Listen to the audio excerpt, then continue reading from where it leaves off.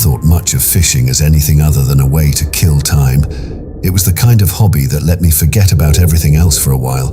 No rush, no deadlines, just a quiet day spent by the water. But that summer, everything changed. What started as a simple weekend getaway to Lake Neva ended up being something I couldn't shake, something that still haunts me to this day. It was late May when I got the call from my cousin Derek. He'd been asking me to come up to Lake Neva, a secluded spot up in the Adirondacks in New York. It was a place we'd both heard about growing up, a hidden gem that didn't show up on most maps. The lake was small, surrounded by dense trees and steep cliffs, with very little human presence. It was exactly the kind of place where you could get lost in nature for a few days without a single interruption. When I arrived at Derek's cabin, tucked far from the nearest town, I was surprised by how quiet everything felt. I had always known Derek to be the kind of guy who lived for adventure, but today, he was different. Quiet, almost too calm.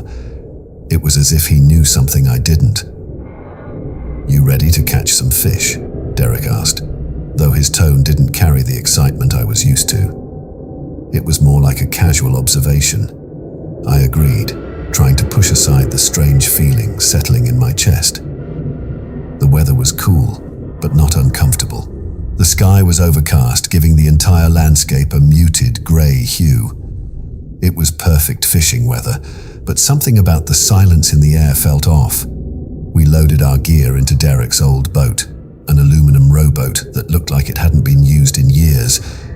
There were no motorized boats on the lake, and the idea of rowing out into the still water felt oddly eerie. The lake had an unnatural calm to it, the kind that made you feel like it was waiting for something. The further we rowed from the shore, the more I couldn't shake the feeling that we were being watched. The trees on the surrounding cliffs loomed above us like silent sentinels, their branches swaying slightly in the breeze but offering little in the way of sound. The only noise was the occasional splash of a fish jumping from the water, a noise that sounded far too loud in the stillness. "Derek, you ever get a weird vibe from this place?" I asked, trying to break the silence. He didn't answer right away. His gaze was fixed on the water. When he finally spoke, it was in that same flat, almost distant tone. "You get used to it. It's just the lake. It's got a way of making you feel like you're not alone even when you are." His words sent a chill down my spine, but I didn't want to make him feel like I was nervous, so I just nodded and cast my line into the water. For the next hour, we fished in silence. The only movement came from the occasional ripple of water where our lines dropped in. It was strange. The fishing should have been great, but there was something about the lake's stillness that made everything feel wrong. The fish weren't biting, and that in itself was unsettling. Usually, you could catch something within the first 20 minutes, especially in a place like this. But there was nothing. As the hours wore on, the fog started to roll in. It wasn't thick, but it crept across the water, adding an eerie layer of mystery to the lake. I noticed that Derek wasn't fishing anymore. He had just been sitting there, staring into the fog, almost like he was waiting for something. I tried to shake off my unease, telling myself it was just the atmosphere playing tricks on me, but something in the air made it feel like we were no longer alone. A strange noise broke the silence, a faint whistling sound, almost like a person in the distance, but muffled by the thickening fog. "Derek, did you hear that?" I asked, my voice barely above a whisper. He didn't respond. He was still staring ahead, his face as blank as a stone. My heart started to race. The whistling came again, this time closer, a high-pitched note that seemed to rise and fall in a strange pattern. It wasn't the wind. I knew that. It was too deliberate. I looked around, trying to pinpoint the source, but the fog was thickening so fast I couldn't see past the edge of the boat. I started rowing back to shore, thinking it was just my nerves getting the best of me. But the whistling didn't stop. It followed us. I turned to Derek again, my voice now urgent. "Derek, what's going on? Who's out there?" Finally, Derek blinked, as though snapping out of a trance.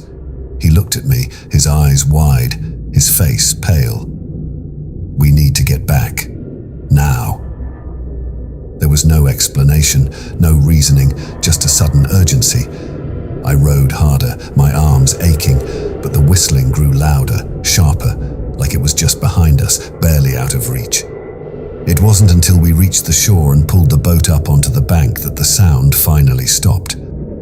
Derek didn't say another word as we packed up and headed back to the cabin. He was shaking, his hands unsteady as he grabbed his things. When we got back to the cabin, I noticed something I hadn't before. The air was colder inside than it had been outside, and in the silence, I heard it again, a faint whistling echoing from the woods just beyond the cabin. I never went back to Lake Neva. Derek stayed there for a few more weeks, but I didn't see him after that. He wouldn't answer my calls, and when I visited, the cabin was abandoned. The place was untouched, as though no one had ever been there.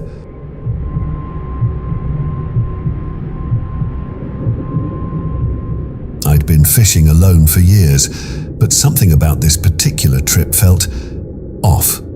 Pinewood Lake isn't a place that anyone would normally associate with anything strange. It's a small, peaceful spot in the middle of Cumberland County, Tennessee, the kind of place where families go for weekend picnics and fishermen like me can always expect to catch something. I'd been there countless times, but this time was different. The weather had been unusually hot for early September, but that wasn't what had me uneasy. The heat didn't bother me. What got to me was the stillness of the air. The moment I stepped out of the truck and onto the dirt path leading down to the lake's edge, I felt it. There was no breeze, no sound of birds, not even the rustling of leaves, just a deep, pressing silence that hung thick in the air. I had planned to stay the whole day, my usual routine, set up my rod, cast out into the water, and just enjoy the silence. No one else was around, which was how I liked it. Most people didn't bother with the lake this late in the season. But today, it was different. There was something about the place that felt wrong. I set up my gear and tossed my line into the lake.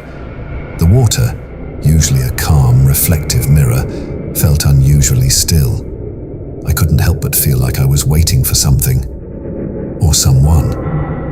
It was around noon when I noticed a figure on the opposite side of the lake, a man standing at the water's edge just watching. At first, I thought maybe he was just another fisherman, but there was something strange about him. He wasn't fishing, wasn't moving, just standing there as though frozen in place. I tried to shrug it off. It's a big lake after all. People walk around, explore, do whatever.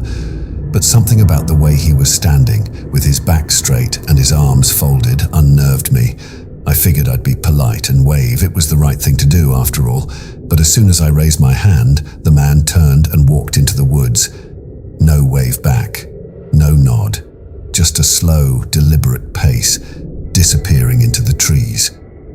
That's when I started to feel uneasy. Who was that guy? What was he doing out there?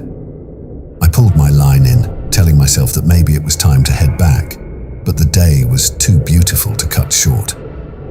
I walked around the lake a bit, trying to shake off the strange feeling. The whole time, the silence was overwhelming, like the world was holding its breath. About an hour later, I saw him again. This time, I wasn't across the lake. I was walking along the trail that cut through the woods, taking a break from fishing. And there he was, standing, not by the water's edge, but just off the path, maybe 20 feet in front of me. His face was still hidden in the shadows of the trees, but I could see his outline clearly. He wasn't moving, just standing there, watching me. I stopped dead in my tracks. Something in my gut told me that this wasn't just coincidence. I could feel my heart rate picking up, but I tried to stay calm. I was an experienced fisherman, used to the quiet of the woods, and used to the idea of being alone in nature.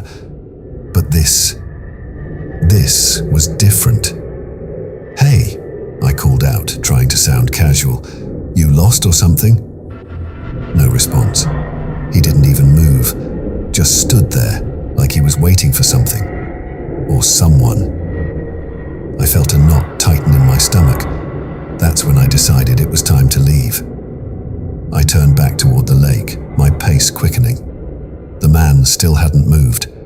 I didn't dare look back, but I could feel his presence in the corner of my mind, like he was there, watching me with every step I took. By the time I got back to the truck, I was almost running. I started the engine without hesitation and pulled out of the small parking lot, glancing nervously into the rearview mirror. I didn't stop to check if the man had followed me. I didn't need to.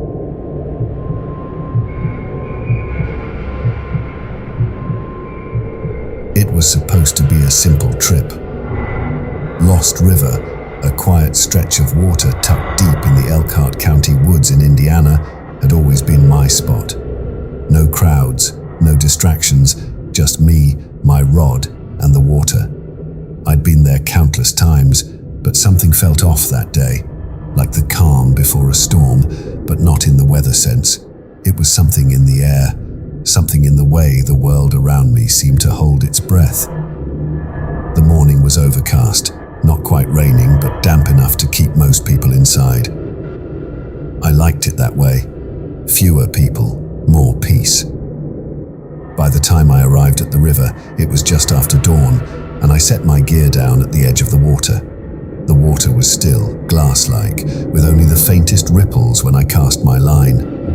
I don't know why I didn't notice him at first. I was used to the occasional fisherman or hiker passing by, but when I did, he was standing about 100 yards downstream, just standing there staring at the water. He didn't seem like he belonged to the area. No gear, no rod, no tackle box. Just a man in a heavy jacket and jeans, looking out over the river. He wasn't fishing. He wasn't even moving. At first, I thought maybe he was just waiting for something, but there was something unsettling about the stillness.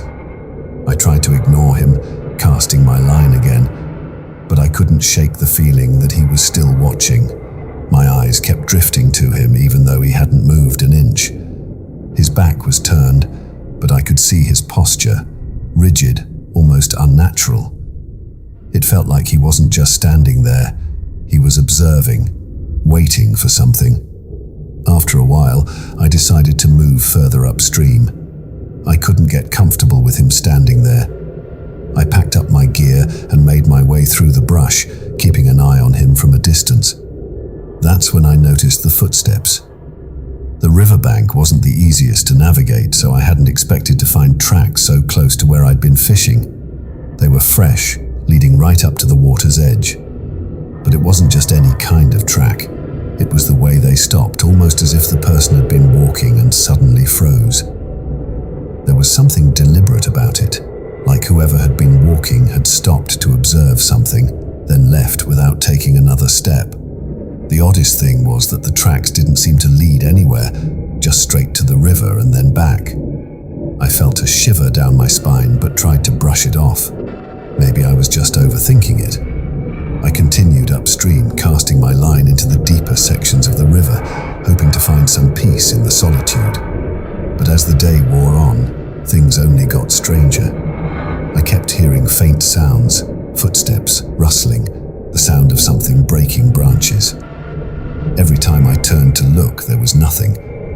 It was almost like the sounds were trailing behind me, as though someone, or something, was mimicking my movements, staying just out of sight.